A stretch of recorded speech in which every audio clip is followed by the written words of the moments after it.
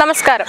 ആലപ്പുഴയിലെ ബൈപ്പാസിനോട് ചേർന്ന് നിർമ്മാണത്തിലിരുന്ന മേൽപ്പാലം ഇതിന്റെ 4 ഗർഡറുകളാണ് തകർന്നു വീണത്.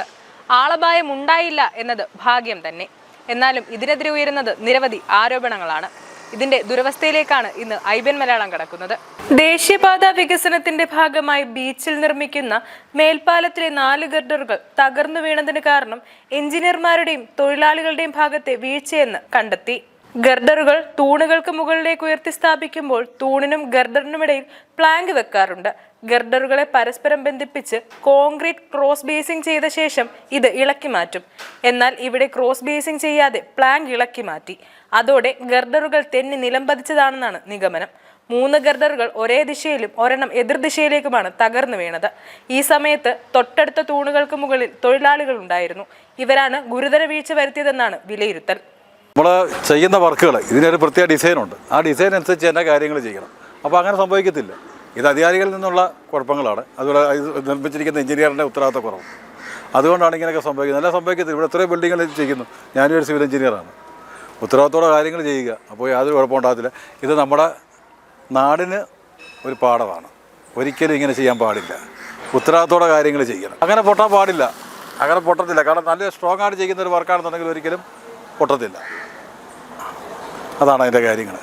നമ്മൾ ഒരു ഡിസൈനുണ്ട്. നമുക്ക് പർപ്പസ് ഒരു ഡിസൈനുണ്ട്. ഒരു പർട്ടിക്കുലർ ഡിസൈൻ. ആ ഡിസൈൻ ചെയ്യാമെങ്കിൽ യാതൊരു പ്രശ്നം ഉണ്ടാകത്തില്ല. ഇത് അധികാരികളിൽ നിന്നും നിർമ്മിച്ചിരിക്കുന്ന എഞ്ചിനീയറിൻ്റെ കോൺട്രാക്ടർമാർ ഉത്തരവാദിത്തക്കുറവാണ് എന്നേ ഞാൻ പറയുന്നുള്ളൂ. 2 പിള്ളേർ പണിക്ക് കയറിയിട്ടുണ്ടായിരുന്നു. അവർ ഈ സാധനം അടിച്ചടിച്ച് താഴെ ഇടുന്നുണ്ട്. അത് കഴിഞ്ഞ് കുറച്ച് കഴിഞ്ഞപ്പോഴേക്കും ഒരു ചാവ് ഈ കിഴക്ക് വശത്ത് നേരെ പടിഞ്ഞോട്ട് ചാഞ്ഞ് ഇവൻ അടുത്തേക്ക് വീണ് ഇങ്ങനെ 4 ഇവൻ ചാഞ്ഞ് കഴിഞ്ഞപ്പം പിന്നെ ഇവർ നേരെ ഇങ്ങോട്ട് വീണു. അപ്പോൾ ഈ മേളിയിൽ വീണില്ല. ഇത് താഴെ വീണതിന് ശേഷമാണ് മേളിയിൽ നിന്നുള്ളത് പിന്നെ പിടച്ച് താഴോട്ട് വീഴുന്നത്. ഒരു വല്ലാത്ത ഭയം, ഉൾഭയം ഈ പ്രദേശവാസികൾ. ഇത് ഏറ്റവും കൂടുതൽ ജനസാന്ദ്രതയുള്ള സ്ഥലമാണ്. ഇവിടെ താമസിക്കുന്ന ആളുകൾ, മക്കൾ, കുഞ്ഞുങ്ങൾ കളിക്കാൻ പോകുന്നത്, വണ്ടി പാർക്ക് ചെയ്യുന്നത് എല്ലാമായി. അതിന് ഇനി വണ്ടി പാർക്ക് ചെയ്യാതിരിക്കാനുള്ള ബാരിക്കേഡോ മറ്റു സംവിധാനം ഇവർ ചെയ്തിരുന്നെങ്കിൽ പോലും ഒരു ഭയത്തിൽ നിന്നുള്ള ഇതല്ല.